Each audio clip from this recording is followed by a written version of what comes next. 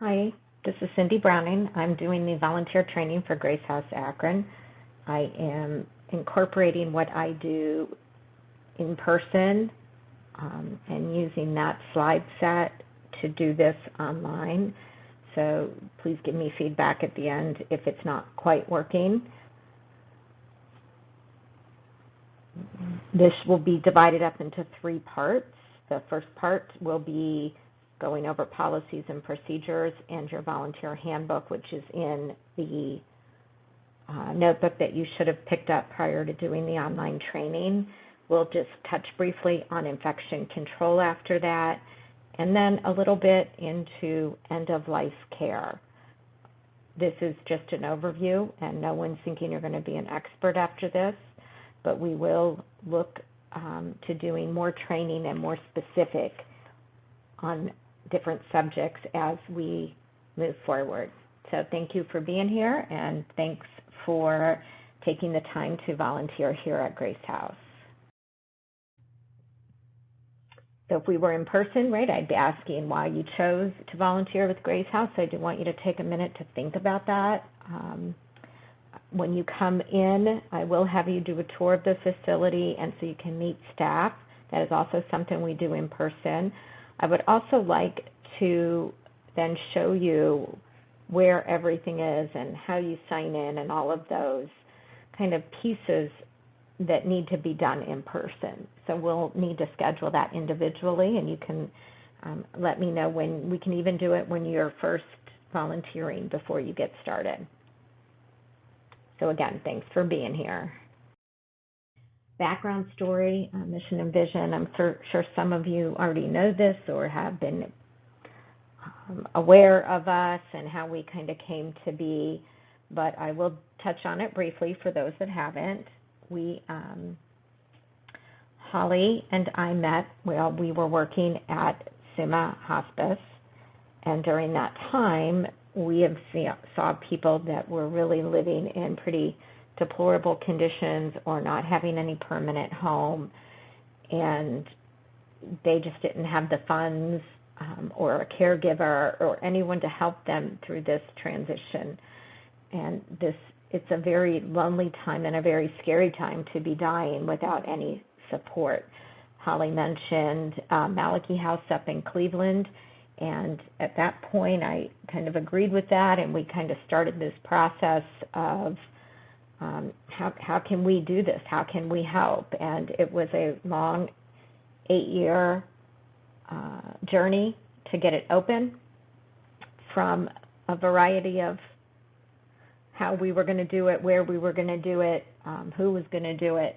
We do have an amazing board, and that really helped us, and people have stuck with us over this 8 years, so that's been amazing. Our mission at Grace House is pretty basic. It is, we want to provide a loving home, a safe home for indigent, homeless, and abandoned individuals at the end of life. We provide safe shelter, care with dignity and compassion, and a nurturing environment for individuals with terminal illnesses. We want all people in Summit County to be able to have access to compassionate care at end of life. Our organizational structure here is our board, which you can see that on our website. Executive Director, who's Holly Klein. House Manager is Demi Bengston. I'm the Assistant Director. I pretty much do volunteers and quite a bit of the education because that's my background. I'm a nurse with a master's in an MSN in nursing education. We have a development fund manager, Amanda Novelli, and then we have our amazing caregivers that we have one on every shift. In order to come to Grace House, we have kind of a limited guidelines based on the Ohio Revised Code. And essentially, anybody who comes here has to be enrolled in a hospice.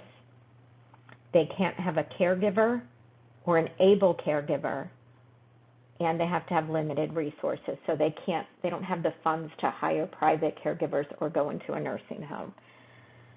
And they cannot be on any injectable medications. We also cannot charge for our services. We can't bill Medicare, Medicaid, insurance, or the individual's family. And we have to be under 15 beds, which we're 6 beds, so that works. We are not licensed. As long as we follow those guidelines, then we don't have any licensure requirements. Funding is pretty basic. We rely solely on donations, individuals, funds, foundations, grants. That's it. Without that, we can't. There's not one penny that comes in here that we haven't had to have donated in some form. So that's how we are able to stay open. And again, so we need everybody's support, even in fundraising. Get the word out about Grace House and our needs so that we can keep going. Our partnerships are growing as I speak, but we have we're affiliated with, not affiliated, we have contracts with all hospices. So Cleveland Clinic, SUMA, Crossroads, and Hospice of Western Reserve are the 4 big ones. We do have a couple with some smaller hospices, and obviously we're open to any hospice who has a resident that's appropriate for us here at Grace House. Neomed has been a big supporter and helped us with some money for some education that we've needed, and hopefully in the future we will have med students come. The Hiram has not worked out like we thought. I need to take that off. University of Akron nursing students they're coming. They come twice a week, and there's a new video out that the University of Akron did about the clinicals. It's amazing. It is on our website, so if you have a chance, you might want to take a look at that. The Humane Society helps us with our animals. We do allow animals here, but many of them come with very limited medical care because, I mean, if you don't have money for yourself and you're sick, how do you get your dog or cat to the vet? So we've had to bring in people to help take those animals down and get all their vaccines and keep them as healthy as we can. They are also available to rehome pets if we need them after the resident passes away. So what is Grace House? What I like to say is what we're not, because it's taken a long time for people to kind of understand how we fit in the ecosystem of hospices and healthcare and hospitals and nursing homes. And we're not a facility. We're not a hospice. We rely on all the other hospices. They come in and care for these residents that are here just like they would. This is their new home. So if you want to think of it as a group home or a multi-family home, because each person has their own hospice and they come in and care for them while they live here. And we are their family. The people at Grace House are their family, an extension of their family. We're there to provide that care that a family would if they were in a home setting. If a resident has any medical questions or concerns, the hospice, we call the hospice, and the nurse comes in and they handle it from there. And they come just like they would if they were in your home. So we have social workers that'll come in, chaplains, aides will come in and help with baths, because we only have one caregiver on a shift, which means they don't have the time to do all of that. They do the medications, they keep everyone safe, make sure they have food and meals, and we'll provide personal care, but we still need that help from the hospices, and they are getting paid for that. The hospices are. So we need everything they would do in the home needs to happen with us here at Grace House.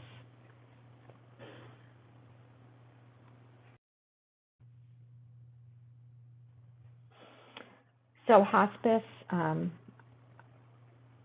and Grace House. In order to come to Grace House, you have to be enrolled in a hospice. So what does that mean hospice-wise? So hospice means a person's life expectancy is 6 months or less the disease runs its natural course. And that has to be signed off on by 2 physicians, and it's discussed that there'll only be comfort care measures and no treatment of the disease process. And so our goal in hospice is to make sure that everybody is comfortable and is treated with dignity and gets a whole holistic kind of care during those last days of life or months of life. And so that they have to be signed into a hospice before they come to Grace House. When you're in Grace House volunteering, you're going to see nurses, physicians, aides, chaplains, social workers, students, donors might be coming through, and certainly other volunteers and visitors.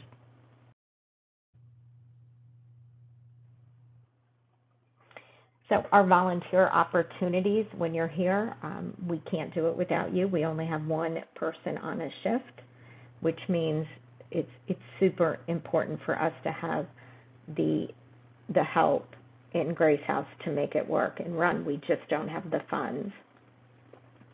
We do utilize Point app, and you should have gotten that to sign up for orientation. If you're having issues with that, you're going to have to kind of let me know, and we can talk through it or go through it if you want to come in and do the tour. We have different areas of volunteering, administrative services, care services, household services, and support services.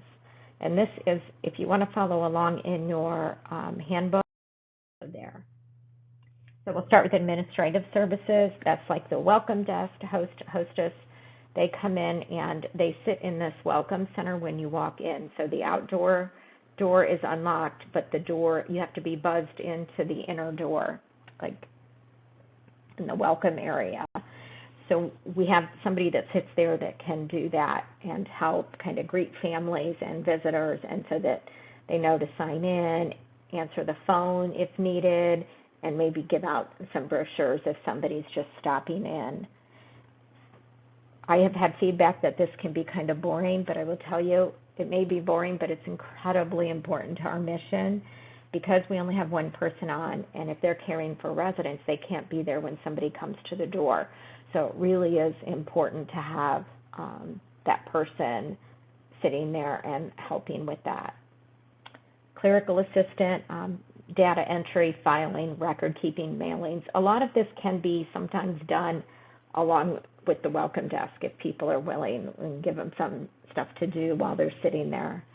Special events, helping us with our fundraising or memorial services, or resident fun days, like we did a Halloween party. That's something, but probably our biggest one right now is fundraisers and helping us do that. We don't have a big staff, so we really do rely on volunteers to help us pull off our fundraisers. And since we're 100% donation-based, our fundraisers are very important. Care services, caregiver to caregiver. So these volunteers have said, okay, I want to be a little more hands-on. I want to assist staff with the residents' personal needs. So that might be turning residents, cleaning them up if we need to, transferring them to the bedside commode or up to the bathroom or into wheelchairs, and super helpful. And this is one that does require, it's about an hour or more, I don't want to say training, but review, just because we don't want anybody to turn residents or hurt themselves more than anything. So that does require an extra orientation, but it's only about an hour long. So if you do want to do that, and this is a really important thing for us, if you do want to, let me know, and I'll make sure you're aware of the next training. Vigil. This is having support during a resident's active dying phase. So this has been really important for us. So we have served, as of the time I'm doing this recording, 19 residents at Grace House, and we have 2 residents now, so that means we've lost 17. And many of them have come to us alone and without family. So having people with them while they're actively dying is important to us, and sitting with them as they journey through this. So that is one where I usually put out an email, and then I do it in 2-hour increments, and you can come in and sit, and we do that all day and all night. But whatever you can do is always appreciated, and that's something that doesn't really require extra training. It just, you have to have that heart to be wanting to sit there with that person and be present. Household services, gardeners, so we need help maintaining our lawn and the patios and all the outdoor areas that we have. This is not one of Holly or my strong suits, so we really do rely on gardeners to come in and help us, and they've been amazing so far, and we'll see what happens in the spring. Hopefully we haven't lost all of our plants. Handy person, people to help do some building maintenance or repairs would be wonderful. We don't have a lot of that now, but that would be great. A household assistant coming in to do housekeeping. As of right now, we don't hire housekeeping out, and I don't see us being able to afford that. So we do all of the routine cleaning ourselves, and we ask that volunteers to come in and clean, floors, and make sure the kitchen's cleaned and all the surfaces have been wiped down, to shop, run errands, maybe stock and inventory food, just kind of helping us keep our house clean and tidy. Support services, companion is also incredibly important. A lot of these people are alone, and having someone to talk to is incredibly helpful, and to help them do things so that they're not just sitting there all day, whether it's playing a card game or getting them out in the patio or helping them kind of think through their lives. And we'll talk about that more when I talk about end-of-life care. Pet therapy visits, we do have one person who brings in a therapy dog. Musicians, residents and visitors really do like music, so we've had somebody who can play the piano. We've had singers come in, super helpful. Spa services, we do have people that like their haircuts and their nails done, makes them feel good. Guest chef and cook, providing a meal for families or guests and residents, that's, it just makes people feel better to have that. So it's super helpful, and that is also, though, done on Meal Train, and you can sign up to bring a meal anytime, and that's on mealtrain.com. So Demi will be sending that out. Animal lover, so we're down now, but about 3 weeks ago, we ended up having 4 pets at the house. So we had 2 cats, a guinea pig, and a big dog. So I ended up sending out requests for people to come in for an hour in the morning and night to walk the dogs, clean the litter boxes, that kind of stuff. Make sure they're fed, watered, and, the cage for the guinea pig was clean. So when we do have that, you will see that on point when we have animals in Grace House to help with their care. So that's kind of the overview of the volunteer piece. We're going to touch on the policy. I think most of you know about HIPAA and confidentiality, and you can read this in the volunteer manual. So I'm not going to go over it in depth. I just, again, do not talk about anything that's considered private or confidential. That includes the resident's full name, address, age, social security number.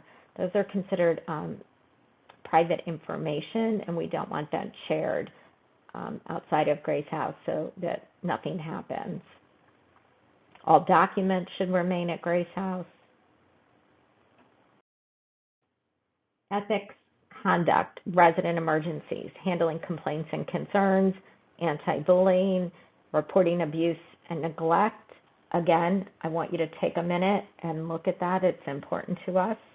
And I will say for ethics and conduct, I think it's just important to remember to be kind to everybody, to be inclusive, non-judgmental. For resident emergencies, there's always somebody, a staff member there that can handle that if it's needed. We do have a form for complaints and concerns. Those are online, and if you need one, you just need to let anybody can print that out for you. Anti-bullying and reporting abuse and neglect, let us know. If for any reason you feel like somebody either, and it can be a delivery person, is not being treated with respect, then we need to know that. We want this to be a safe space where people feel welcomed and that is safe and free from that. So anytime you think there could be, you're just uncomfortable and you want to talk about it, then you let Holly know or myself. We'll work through that with you. Dress code, just neat and presentable. You'll have a volunteer ID badge, and we want to make sure you wear that when you come in for your tour. I'll show you where it's kept. It is kept in the Welcome Center. Cell phone usage, we know there are extensions of us now, but if you could keep it on vibrate or silent when you're in the house, that's incredibly helpful, and try not to use it in front of residents or families. And you shouldn't take any photos of any residents without prior approval from the executive. Social media, just anything that happens and you want to share it, I would just be very careful. We don't want any information about residents, no pictures of residents, and we want it to be positive, right? Like I had said, we're donation-based. We want people to hear about you volunteering because that's important, and we want people to know what a great place Grace House is, but we also don't want things that are going to be very confrontational or anything. So just be careful about what you put out there on social. We're a tobacco-free policy, meaning we don't allow smoking in the house, and we don't want staff or volunteers to smoke while they're here. Obviously, if you don't smoke when you're not here, that's up to you. We do ask, though, that when you come in that you don't smell like smoke, because it can be upsetting for some people. Their stomachs, they can be a little nauseous. Our residents, however, are allowed to smoke, but they have to smoke outside. So they have to go out. Doesn't matter what the weather, just doesn't matter. They have to be outside to smoke. And we keep their cigarettes and lighters at the desk, the caregiver desk. So you're going to want to, you can help them go out to smoke, and you'll just get those at the front desk. You can ask our caregiver to hand those to you. Attendance, obviously you're volunteering. We just ask if you sign up and you can't make it to let somebody know so we can take you off. If you're going to be going away for an extended period of time, it kind of helps to know that you do document if it's something that we need you to document on, and usually that is just companion or caregiver to caregiver, and that's in the residence chart notebook that we keep at the caregiver desk. So when you come in for orientation, I will show you where that is. Again, if you don't like something you're doing and you want to try something different volunteer-wise, please do that. Whatever you sign up for doesn't mean you have to stay in that. You can always do something different. So just feel free to sign up for what you feel comfortable with. If you come in and you're uncomfortable with something, let's say you just don't click with a resident or it's bothering you, then you can go sit with a different resident. That's fine. No, we don't want you to be uncomfortable. Here's a bunch of volunteer rights and responsibilities on the next one. This is also in your volunteer handbook. So we just want you to feel challenged, and we want you to feel like your time is being used wisely and that you feel comfortable when you're here. So if something comes up and you want more help or you feel like you didn't get enough information, then go ahead and let me know. And I just had someone reach out that wanted more information on sitting vigil and more ideas of what that is. So I'm going to be working on some training for that. So feel free to send that to me.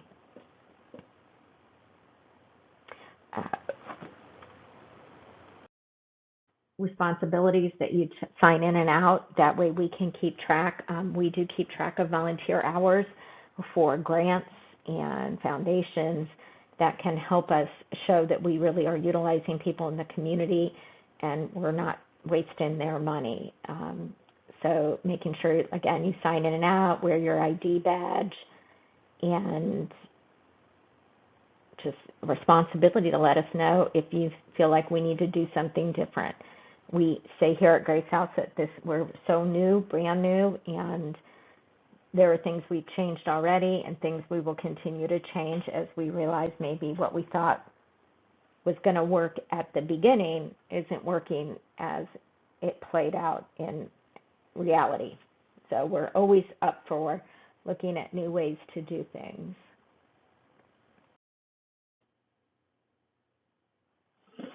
So you'll sign in and out in the welcome area. If you're not comfortable with your assignment, meaning, us who we're going to have you sit with, it's okay to not sit with that person. And if you're not comfortable doing something, then just don't do it. Say, no, I've not been trained, I'm not comfortable, and that's fine. What we have found is like companions have been coming in and they'll sit a little bit with almost every resident. They'll talk to who's ever there and see who they think might benefit from somebody talking to them. So that's kind of how it's worked now. We just have one person that comes in and kind of during that time frame and talks to different people and sees if there's anything they can do to help. We ask that you bring minimal items into the house. It's just hard to lock things up. We want you to notify staff of any unsafe conditions. If you see water on the floor or something has fallen or something's creaky and not working, you need to let us know. Don't only move or transfer a resident if you feel comfortable and have been trained. We don't want to prop any doors open just for safety reasons, and keep clutter off the floor. Wear sturdy shoes. And there's a staff person present at Grace House at all times. Rules. We want to treat everybody with kindness and gentleness and respect. Our residents have to sign these, and I think it's important for you to know what they're allowed to do and not. So when you come in and are talking to them, you kind of can help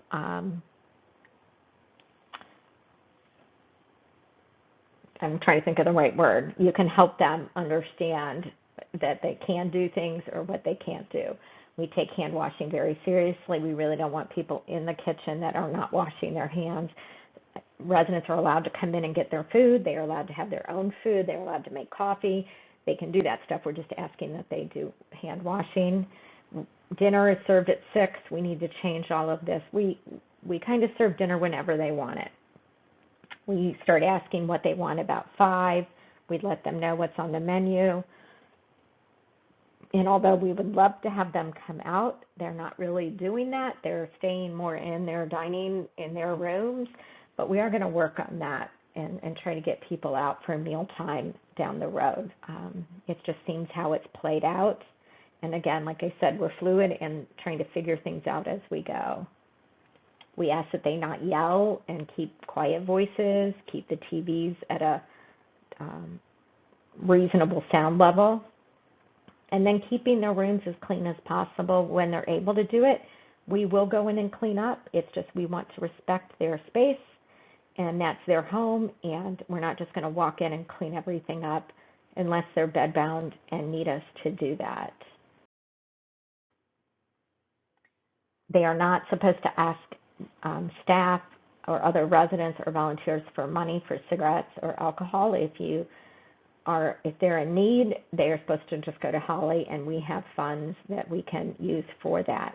No smoking inside, and if you see somebody lighting up, we need to know right away because that is a safety hazard. They are allowed to smoke outside, but we want that area clean. We don't want them to throw their butts all over. They should be putting them in the ashtray thing that we have outside.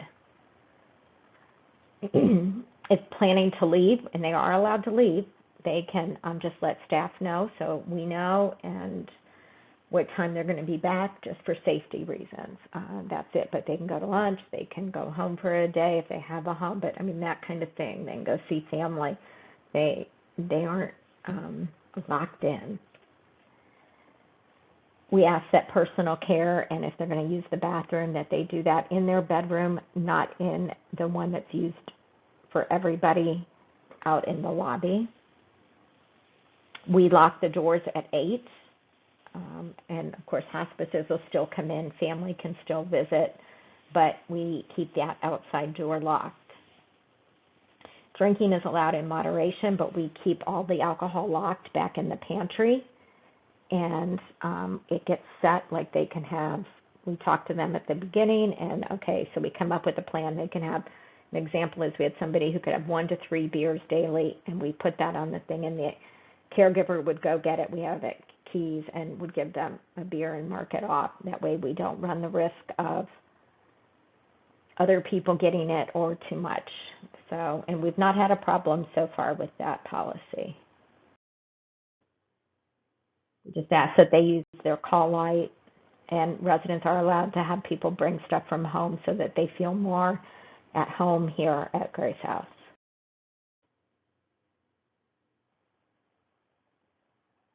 Meals, again, we provide all meals, and for families, we will, if they're there, we try to help them. Sometimes we'll order pizza. The person's dying and they have people there sitting vigil themselves. We will work with them. They can have loved ones visit 24 hours a day, but we try to keep it between 9 and 8, and unless somebody's actively dying, then of course it can be around all day. Overnight visits need to be discussed with Holly.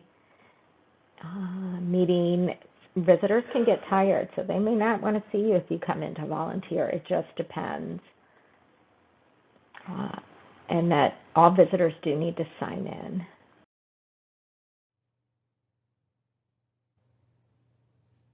Okay, well, let's review this. This is the basic policy review and study guide. So the Grace House receives money from Medicare and Medicaid. The answer to that is no. We do not receive money from anybody except for donations. I can post pictures of residents if they give their permission. No, you have to get that permission from Holly. I can smoke with and share cigarettes with the residents if they ask. We really discourage that. That's not a good idea. We don't want you to smoke here at the house. And we definitely don't want you to give cigarettes to them. They start, they can call one of us. We'll make sure we get them bought or get them taken care of as far as cigarettes or alcohol. You can talk about your volunteer experiences, but do not give any identifying information. That's true. And then what is considered protected health information? It's address, age, name, social security number. So that's all identifying information. If you observe inappropriate behavior or are unsure about a behavior towards a resident or visitor, volunteer, or employee, you should let the executive director know. We do have complaint forms Please don't wait to see if it happens again. And if you feel like you're not getting the answer you want, you can call the board members. If a resident, staff, or volunteers ask you to do something you aren't comfortable with or haven't been trained, you should decline and offer to find someone who can help. That's true. We can walk into any resident room as long as we knock. Staff, yes, they can knock and then go in if they're worried, but I think as volunteers go, if they're not going to answer you, then you might want to check with the volunteer or with the caregiver to make sure that it's okay just to go in. For example, are they sleeping, or are they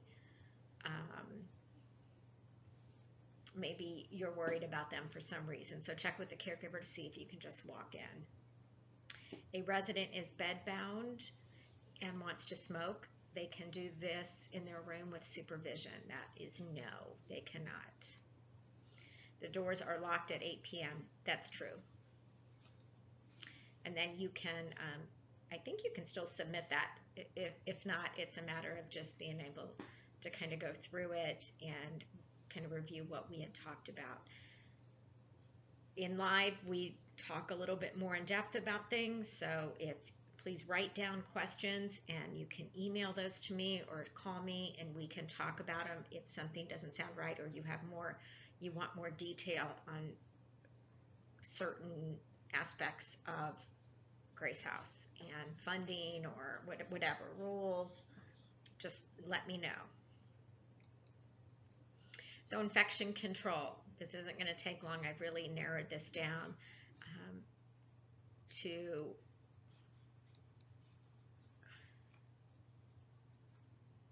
what we are talking about, and basically it's make sure you wash your hands.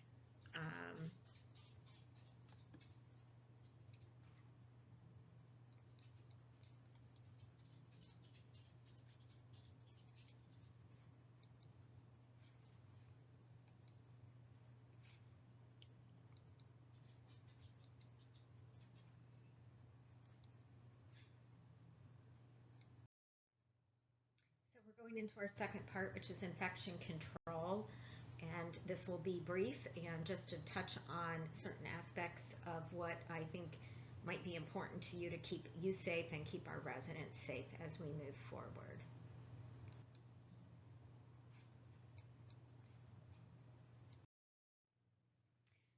So we're going to start with standard precautions, and we kind of use that in healthcare to talk about making sure that we stay safe, and all of our precautions are used with all patients regardless of if we know that or suspect that they have an infection of some sort.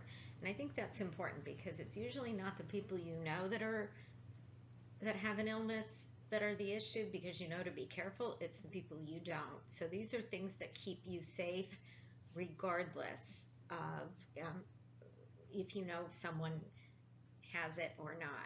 You want to assume that any patients, and I should put resident there, body or blood, any fluids may be infectious. So that's why we use something to kind of break that cycle. And when we talk about breaking the cycle, right, that means like gloves will prevent it from coming into you. So washing your hands, those are all ways to prevent a transmission of a bug to you. And that's why it's important. You want to consider what type of infection control practices should be used based on what kind of contact you're going to have with that resident. So if you're only going to go in and sit and talk, then depending on what's going on, you may want to use a mask if they're coughing a lot or something like that. But that would be the thing. You wouldn't necessarily need gloves for that, but you would want to wash your hands before and after. So again, standard precautions are used for anyone at any time.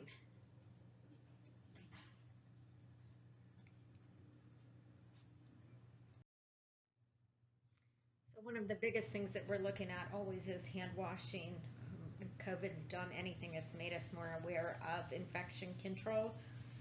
And so hand washing, right? We know how important it is. These are key times to wash your hands. I'm assuming that most of you know this, the basic ones of if you're you don't want to touch your eyes, nose, and mouth with unwashed hands. That's when things, if you touch something, that's when they can enter your body. You don't want to prepare or eat foods with unwashed hands. So anytime you're going to be doing that, you're going to want to wash your hands. If you touch surfaces or objects you think might have something on it, for example, in a residence room would be one. Touching and again, surfaces or objects, like a wheelchair would be another. If you have to blow your nose, cough, sneeze, then you want to make sure that you're washing your hands, because that's when it can go to someone else. Immediately before touching residents, and then following, and before moving from work on a soiled body site to a clean body site on the same patient. So for those that might be doing personal care, right, we don't want to clean after, change a brief, and then do hand washing or mouth care. We want to make sure we wash our hands in between. After touching a resident's immediate environment or a resident themselves in the rooms, if you're moving around with trash or moving pillows, you're still going to want to wash your hands. And any contact with blood or body fluids or contaminated surfaces that you know for sure, you're going to want to wash your hands, and immediately after glove removal. And I'm hoping on some of these, like contact with blood or immediate environment, or moving from work on a soiled body site, you're all going to have gloves on for that. So that isn't really the issue, but you want to always wash after you take off your gloves as well. So hand washing, pretty basic. You want to wet your hands, clean running water, turn off the tap, apply soap, lather, and I usually show a video for this. I'm not doing that, but in between your fingers and all around the back, all of that, you want to take a good 20 seconds to do that, and up under your nails. Make sure you wash. It's important that it's not just a quick in and out. You really want to really rub all over your hands and in between your fingers. You're going to rinse under clean running water, and then you're going to dry your hands using a clean towel, and then use that towel to turn off the water. Then you throw that away, and hopefully using that towel as well to open the door if it isn't a push door. So hand sanitizer is another big use. We do have that available in the rooms and outside. You just want to make sure that you use enough of it. You need a quarter size. You want to rub your hands together all over, just like you would if you were washing your hands. And you want to make sure that it dries. You want to rub until it dries. It should take around 20 seconds. You don't want to wipe off excess. Gloves. Anytime you think you're going to come in contact with body fluids of any kind, even if you're unsure, like if they've been coughing or their hands are dirty and they're touching the sides of the bed, we have gloves in every room. Feel free to put those on. You want to make sure, though, you change gloves between residents, so you're not wearing the same gloves all over the place, because then that just puts everybody at risk. And then obviously don't reuse gloves. And you want to make sure you wear gloves when you're cleaning the residents' rooms, doing laundry, emptying trash. Gowns and masks. We do have gowns available. I will tell you the only time we've used them is when we had to bathe 2 animals that came to us with fleas. But we do have them available if you're more comfortable with them. If we have a lot of real messy laundry, that might be some time to put on a gown. We have masks. If a resident is coughing or showing signs of respiratory illness, you might want to wear a mask to protect you. If you're experiencing coughing or signs of respiratory illness, we ask that you don't come in. But a resident could have that, and so that also protects you by wearing a mask if you're concerned. So transmission-based precautions are a little bit different. That just means we know what's going on with that resident, and we then we'll make sure you're aware and the caregiver's aware that what's happening so that we can keep everybody safe. An example, and we call this like contact. So contact would be MRSA, scabies, like where you would touch it, and that's when you would become affected.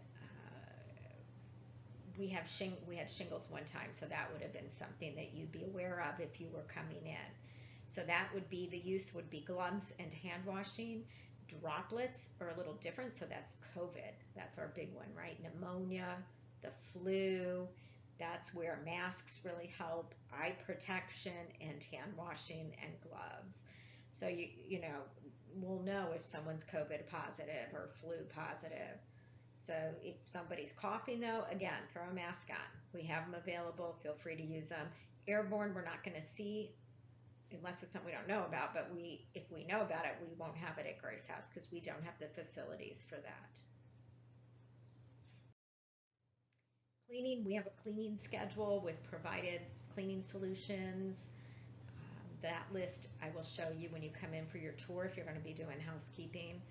The laundry, large amounts of soil should be removed prior to putting it into the laundry, but it can all go into our laundry on hot. So we do all of our own laundry. You just don't want to though shake laundry if it's dirty. You just want to put it all together. We do have laundry baskets in each room, and you can use that to take it to the laundry room and put it directly into the washing machine. And I would suggest you wear gloves to do that. Food safety is just something we kind of talk about as far as if we're in the kitchen and cooking, and this is just basic, but we do have all of our caregivers take a food safety course online, just making sure we wash hands and surfaces often, don't cross-contaminate, cooking to the right temperature, and refrigerate promptly. So we just ask if you're volunteering and you're in there and you see stuff, you want to wipe down all the counters, that'd be great. Throw some things out. If you're putting stuff into the fridge, to make sure we date that stuff that's going into the fridge. That's also really important. And sometimes it accumulates just like in home fridges, so we have to make sure we go through and get rid of stuff that can be old. So we're heading now into part 3, and that's going to be end of life, kind of reviewing end of life care and kind of what that means. And if you want to take a quick break, this would be the time to do it.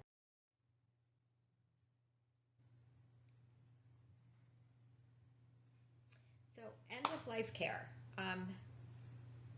This is a little harder for me to do without being in person. I'm going to do the best I can, and if we need to do something in person later, let me know. It depends, I think, really on how comfortable you are in the space, being around people who are dying. And what does that mean, and what can that bring up for you, and how do we help the people that are in our care and our residents and their loved ones if they're there. So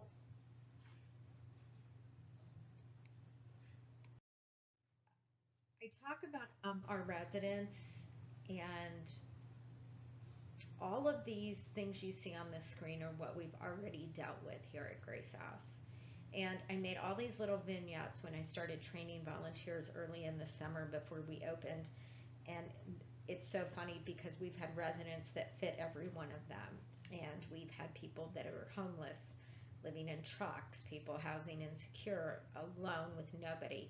We've had mental illness, developmental disabilities, veterans, addiction issues, quite a bit of addiction issues, and some cultural differences, not as much as I thought. So we are seeing all of this.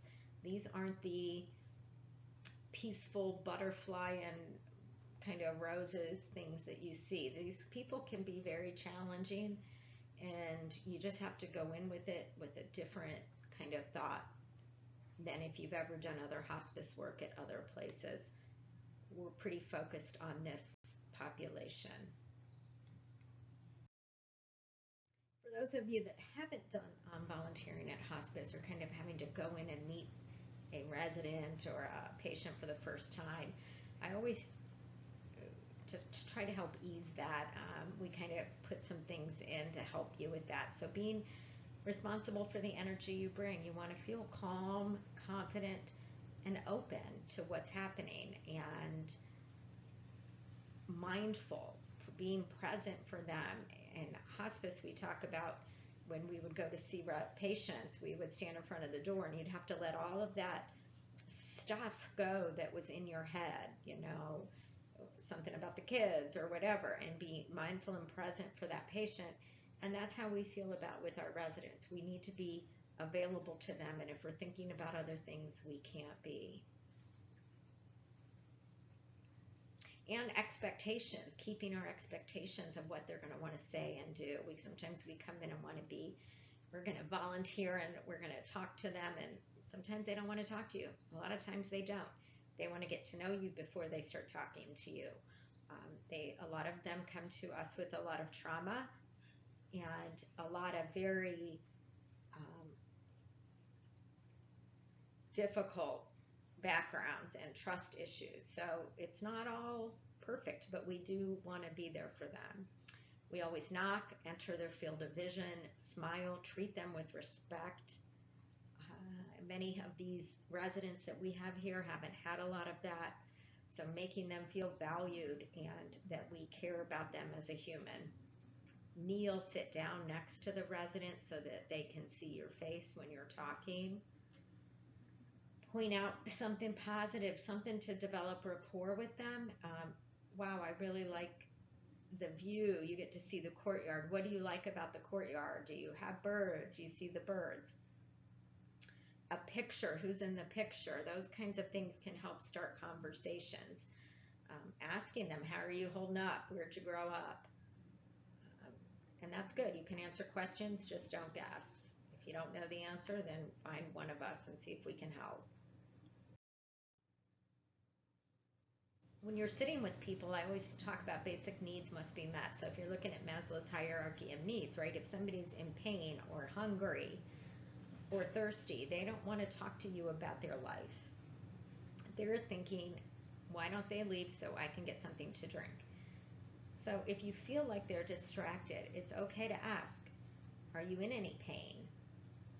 Did you have any lunch? Can I grab you a snack? Can I get you something to drink? Do they look warm enough? Do they want an extra blanket? Are they short of breath or nauseous? And you can get the caregiver to give them something for those. If they're in pain, all of that we can help with. They may not want to talk in front of people if they're out in the gathering area, so maybe going outside or into one of the rooms. And again, we meet them where they are on their journey, and that journey might be they're still talking about possibly leaving Grace House to go home.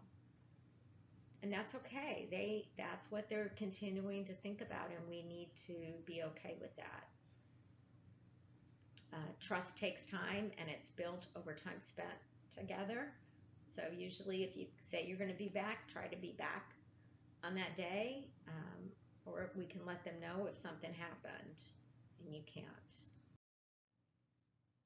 These are just some ideas of things to do with residents. I guess we're looking at so that they don't sit in their rooms all day. That really isn't part of what we do, but do they like old movies, or do they like war movies or sports or whatever that we can do with them?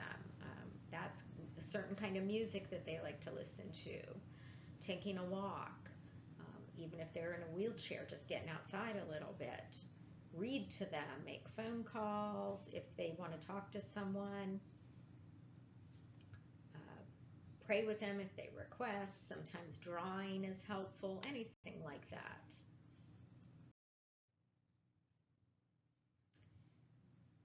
As a person is dying, and I'm sure you've all heard of the stages, and it's denial and isolation, anger, bargaining, depression, acceptance, right? But people go through these. They can go through these over a period of time, every day. You can be with one person and they're angry, and the next minute they're accepting, and then back into denial. They're going to start treatment again. So people go through all of these, and I want to say, if anything, just don't Don't take anything personally, especially if they're angry or they're isolating and don't want to talk to you. This really isn't about you per se. It is about where they're at and where they're at in this journey. And we're just really need to just be there for them so that they know they're not alone. Communication can be hard, and we're learning a lot with this population. It isn't something that we thought would be as hard as it is, but very closed off and a lot of walls. This is where I usually talk about, we read a little bit about a resident, and we talk about, I apologize if you heard the dogs barking. I tried to turn it off in time. So when we talk in person, I was saying that we do talk about different residents or people we think of, and trying to understand and listen with empathy about their stories and what fears you put down. And most of those are isolation, fear of the unknown, what it means, fear, regrets of how their life has been, how it's turned out, a meaningless life, people won't remember them. These are all things that we see. They're scared that they're going to have to come here and nobody will ever let them leave. That's the other one. They don't want to be locked in. They don't want to be told necessarily what to do. They still want kind of control over their lives, which we all do. And that's important for us to understand that and to listen to where their journeys are. And every person is going to have different things that they're worried about and scared about, and things they are wanting to hopefully discuss as we get to know them. So active listening, hopefully you guys know this, making sure you stop talking and concentrate on what they're saying. Give them time to finish their statements, using clarifying statements and questions. Try not to interrupt. Set aside your own emotions. It can be pretty hard. Some of the stuff that they say could be hard. You know, their family, many of them are alienated from their families, and we're like, how does that happen? How can you not come and see your dad? But we need to realize that we don't want to judge really anybody in this, that they come with some really difficult backgrounds, and I'm sure they haven't been the kind of parent, brother, spouse that makes it easy. So they're having to come to terms with that, and we can help by just being there, but we don't want to judge.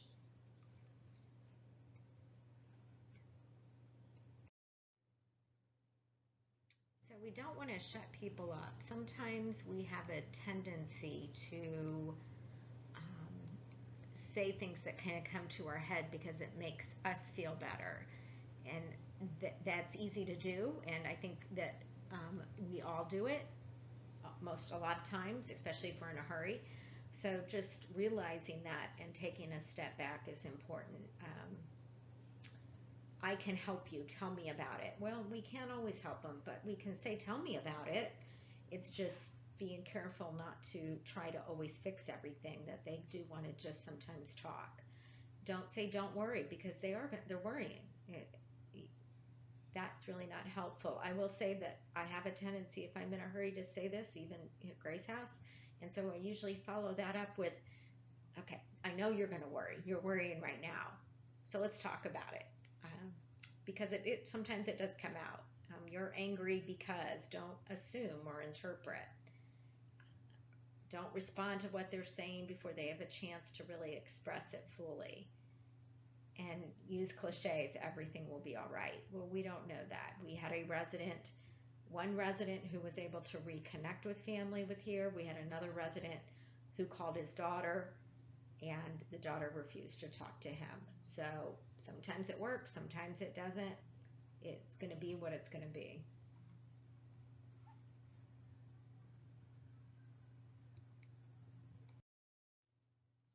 our goal, right, is to listen. And how do we do that? How do we get them talking? Sometimes you're not going to be able to, and you're going to have to let that go. But we want to encourage them to talk if you can get them started. So I'd like to hear more. Tell me more about that. Rewording things and restatements and repeat it back so that they can hear it and then add to it. Making sure you listen. Maintain eye contact. Don't get distracted. Don't look at your phone. Saying I see. Yes, those are things. Leading statements and questions. If they say, I don't really know what to say to my mom if I call, you can say, well, what do you want to say to her? Maybe write it down. Just getting them to start thinking through it, but not shutting them up. It's okay to ask, you seem upset. What can I do? Is there something I can do? Do you just want to be by yourself? Do you want to talk about it? So unhelpful cliches that people say sometimes to make it go away, I think, because it's uncomfortable feelings that you're going to feel sometimes when people are talking to you. That happened a long time ago. I'm sure they have forgiven you. You did the best you could. It wasn't your fault. It doesn't matter. You were just a child. That doesn't allow them the ability to kind of work through the process. And I really do think it's so, so important that they have a chance to talk about the things that bother them. And I use a lot of examples from my past work that explains things, and this is the one place I'm going to do it. I haven't done it in the other just because of time for you guys, and it's hard when we're not in a group. But I had a World War II veteran that I was caring for, and he was 92 years old. He was a retired engineer, beautiful family, great grandchildren, the whole bit, just a good person. And he never talked about his experiences at the Battle of the Bulge when he was 18 years old, and he was only there for 6 months. And in the last probably 30 days of his life, all he could talk about was his time in the war. And the kids were just so surprised because he never talked about it before this. And I think about his issue. One of the big ones for him was that he and some other GIs were walking through France, and they were hungry, and they stopped at this house. And in the house, they were celebrating a small boy's birthday party, and they took the birthday cake. And he was still trying to figure out how that happened. How could he have done that? And still felt guilty about it at 92.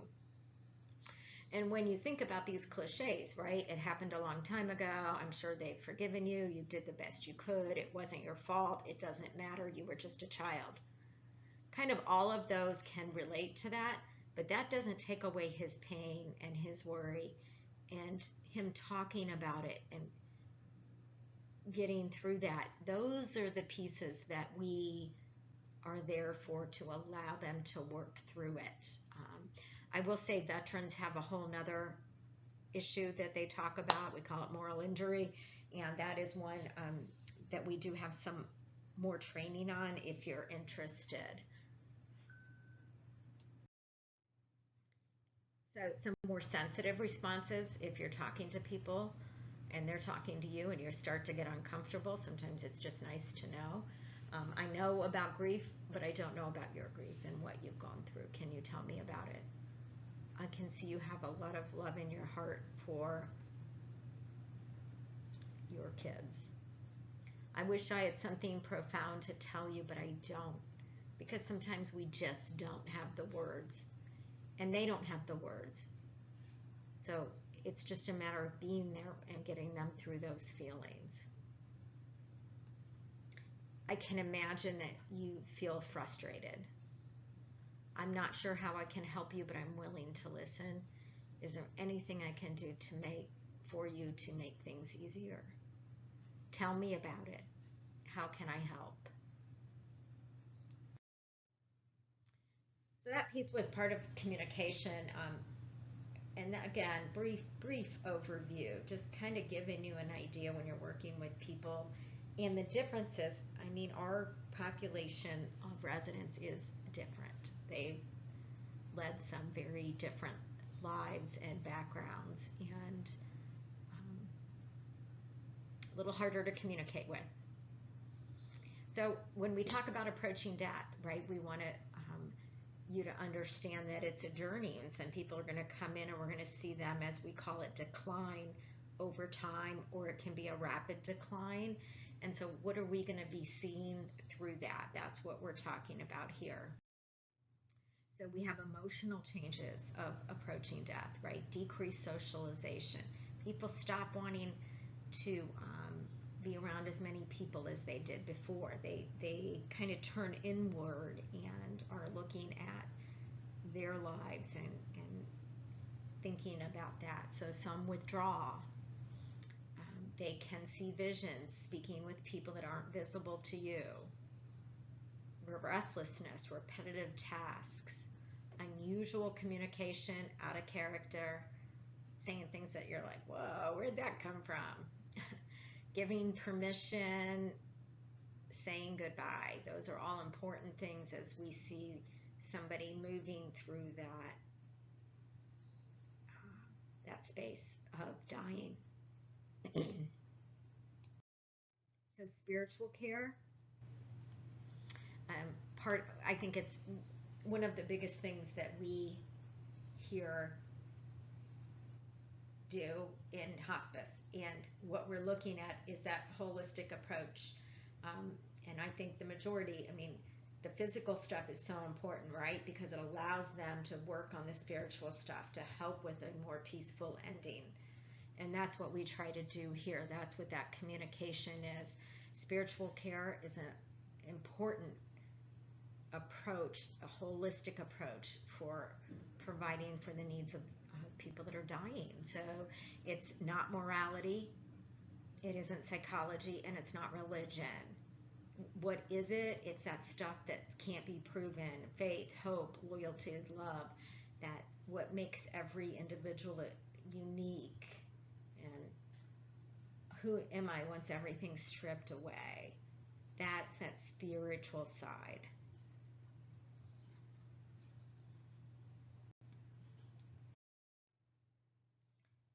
Shannon Blower does a great video, and I'm hoping it's going to work when you are clicking on it. And if you can click on the Shannon Blower MP4, it might work, it might not. But if it doesn't work for you, and it might not because of the way it is on our YouTube channel, and I will send that out. I really think it's a good thing to listen to. He's amazing. We have a lot of other people on the YouTube channel that have helped and done some incredible kind of training materials and education pieces for us. And so if you have a chance to listen to Shannon or any of the other ones, it'd be awesome. And I will send that to you, that link for our YouTube channel.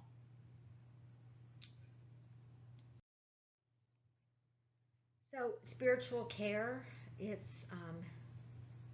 we're always looking at different religious belief systems. We need to respect and honor each person's beliefs, individual needs, to find meaning within their own framework of what that is. And that sounds like a lot of whatever, but you need to know where they are spiritually to help them in that. And we do have a large group of we have a spiritual advisory board and people that are willing to help us in those situations that are a little harder to manage.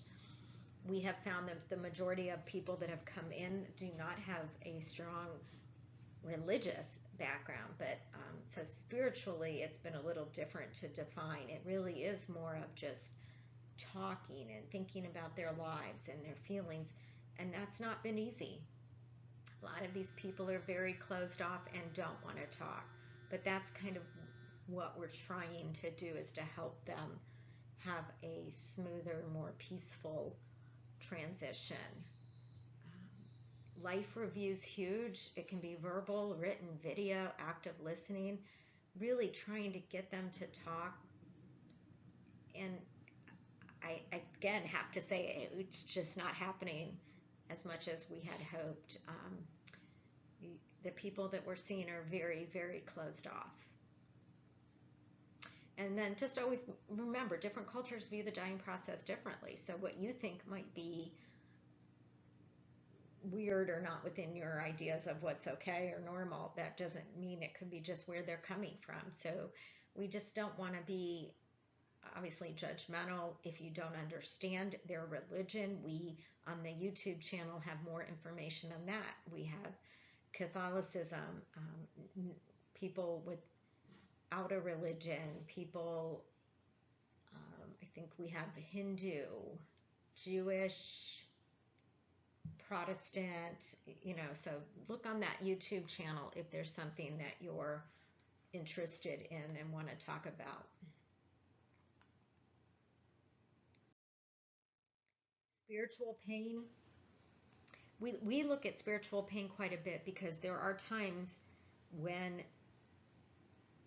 a resident, we can do everything we can do physically and they're still in extraordinary pain. And we talk about that being total pain and pain that's worse and out of control because of the spiritual that they're dealing with, the anger, the rage, the bitterness, the depression, the fear because of what they've done in their past. And now they're moving into a place they don't know what's going to happen. There's not a whole lot we can do except be there for them, active listening, respect, acceptance. If they're anger and they're raging, right, don't take it personally. It's just you happen to be there at the moment they're thinking that. We have chaplains through the hospices, and we have multiple people with strong backgrounds to come and help them. If you feel like this is somebody that really needs more professional, then you just need to let us know and we'll get somebody in there. We have to be with them through the sadness, allow them to feel it. That's how they move through it. We talk about terminal agitation or combativeness. That's when they are really actively dying, close to dying, and something is just holding them back and they're fearful, they're scared. It could be medication induced, but sometimes we also think it's unfinished business that can do it. This is really only managed through like soft music, a calm environment, but also sometimes we have to use medications to help with this because it can be pretty extreme. Physical pain can't be controlled until other types of pain are addressed. So really trying to help them with what can we do to, like, do you want to reach out to anybody? Do you want to write a letter? Do you want to talk? Those are the kinds of things we look at. Signs of pain, physical pain, or grimacing, moaning, change in activity, mean they stop getting up, or they don't do the same things they were doing before. They're angry because when you're in pain, it's hard. Ask the resident if they are in pain. Are you uncomfortable? Are you anxious? Let the staff know if they say yes. Or if you're just unsure because of what they're doing in their faces, let the staff know and see if we can help them with that. We don't want them to sit there. There are ways to help manage pain other than just medication. I do think medication is important, but encouraging them to deep breathe, distracting activities, light massage, reposition, allowing them that time. I think that's important. Final weeks. You're going to see people sleeping more than usual. They're going to eat and drink less, or have no appetite and have difficulty swallowing. Increased weakness, may become bedbound. Complaints of body feeling heavy. Concentration decreases and they could have short attention spans. Periods of confusion or restlessness. may have vivid, wild dreams, and may see people who are not seen by others. And this is where I always say, I hope when I'm laying there, I look out and see my mom for a sec, helping me through. So I believe they see what they see, and I think it's incredibly helpful and usually helpful. It can also be fearful depending on your background, but most of the time for people, it's a good feeling that people are there with them. Final days, again, twitching, picking at linens, increased anxiety, fear, loneliness, especially at night. They can, mostly what we do is calm, reassurance, decreased stimulation, soft music. They can lose bowel and bladder function, urine decreases, you could see catheters or adult briefs. They moan or cry out, especially when repositioned. Spending less time awake, may respond, but less to speech, but touch or totally unresponsive. Unable to drink or eat, lips can become dry, so you want to moisten their lips. Ice chips, washcloths, mouth swabs are very soothing at this stage. Oral secretions may increase and can become congestion. The best thing to do with this is kind of raise the head a little bit and reposition on this side. There are some medications that can be used if it gets real bad. They don't always work that well, but they're usually available.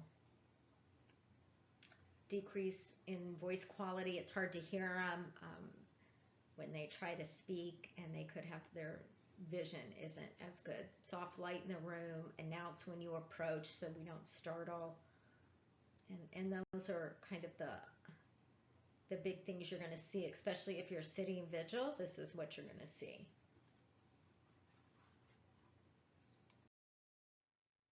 Arms and legs may become cool. We'll talk about modeling in the feet and hands. Heart rate and breathing become irregular. May not be able to respond. Just assume they can hear you. Continue to speak with them and tell them what's happening. Pressure areas like the heels and the coccyx and the ears may turn dark purple. Repositioning, if it's not too uncomfortable, is something we want to do. Pain and discomfort may even decrease a little bit. It's just we have to play it out. Moaning can be caused by the vocal cords when somebody's exhaling, so it's just fine, just letting them talk, but also making sure they're getting their medications as needed. If they want to hear somebody's voice and we can call them, we can do that. We have phones here, iPads. If faith's important to the resident, then we can call somebody spiritually to help them. We do have that availability. Grief's a very individual process, so we expect our residents to pass. That's not uncommon. It's going to happen, every one of them. Like I said, 19, and we have 2 now, but that doesn't mean it's not hard for all of us. It's hard for our caregivers, it's hard for us, it's hard for volunteers that have spent time with them. I mean, it is still a loss, and although that's what we're here for, is to help them through it, we do have to kind of work through some of that. And it's okay to talk about it, remember the person, honor the person, and your relationship with them. And we're trying to do memorial services and find ways to incorporate that in day-to-day activities at Grace House. If you walk in and you see a candle kind of lit, it's electric, but whatever, lighted up on the desk, that means somebody is actively dying in the house. So that's what that's for.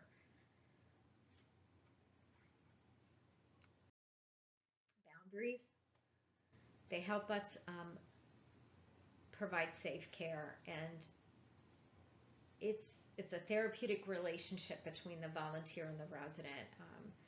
I think the biggest thing for here is never share your private phone number. Some residents are going to affect you differently. Some you're going to be like, why do I really like this person? I feel like, I don't know, they remind me of my mom or my grandma or my wife. Or I can't even stand to be in the same room with this person. So whoever that could be, you may not even know why you feel that way. That's all okay. Boundary crossings, if you start discussing intimate life details, buying expensive gifts, losing objectivity to where you have to be there every day because no one else is going to be there for them. That's when you know that things are getting, you need to take some time away. Self-care. You are there as a loving, listening ear. You're not a professional counselor. So just know that. And that we do have people, if you feel like they need more, you need to let us know and we will get them in there. Try not to get too drawn into their personal problems. Share them with the staff and maybe we can help. But you want to be really, just be careful. Try to keep, those boundaries. Give yourself permission to say no and take a break. If I send things out and we're requesting vigil and you just did vigil for someone else, you might not want to do it this time. And don't do it. That's okay. Say no. Listen to those you were serving. They've got a lot to offer. And just don't underestimate the value of your presence. So Grace House residents, this is just our review. So Grace House residents may be dealing with different challenges. What are some of those? So these residents have come from very difficult backgrounds. So they could have addiction, mental health. They could have been homeless, veterans, and that causes a lot of different issues that we're dealing with when we're talking to them, especially at end of life. My job is to sit and talk with a resident and not worry about their pain. That's the staff's job. Now, sometimes you see it. So if you see somebody or you're worried that they could be in pain or short of breath, let somebody know. Everyone calls the resident by their name, so I will too when I first meet them. This is something I feel kind of strongly about. Other people not so much, but I really think it shows respect and sets a good tone. If I walk in and say, hi, Mr. Smith, and they say, call me Jim, it shows that I respect them and that they can tell me that. It puts us on a different level. The resident I'm supposed to sit with is not talking and doesn't want me there. I should just leave. Well, I wouldn't sit there if they don't want you there, but I would tell them when you were going to be back so you can start building that trust in those relationships. Name some activities to do with a bed-bound resident. So some of those could be reading with them, watching an old movie, listening to music they like, starting life review and writing that stuff down for them, or writing a letter to somebody. What's important to remember about sitting with an unresponsive patient? I think the biggest thing for me is that they can still hear you and that you want to continue to engage them with what's happening in the room and putting on the music and talking or reading to them so that they know someone's there with them and not feeling alone. The 5 stages of dying and grief, right? Denial, isolation, anger, bargaining,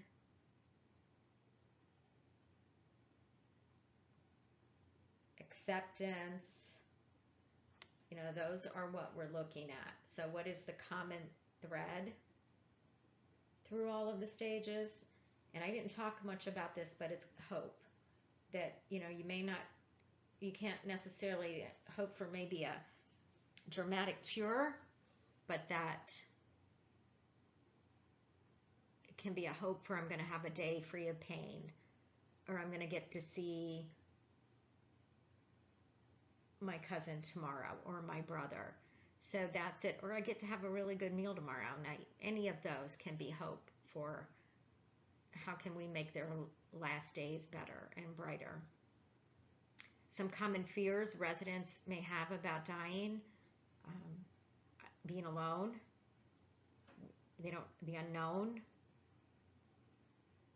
not fear, pain. All of that is something that they're thinking about. Regrets, huge. Active listening includes all of the following except, and that's getting prepared for what you're going to say next. Emotional changes as a person approaches death may include decreased socialization and withdrawal. That's true. Which of the following statements concerning spiritual care are false? Well, the first one's false. Spiritual care can only be provided by a religious person. It's not true because spiritual care isn't about religion all the time. It just depends on the person.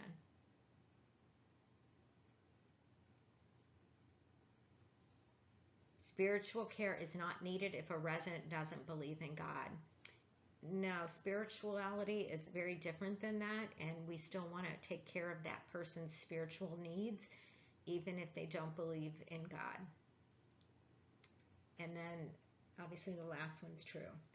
If a resident is experiencing pain, you can help by doing the following.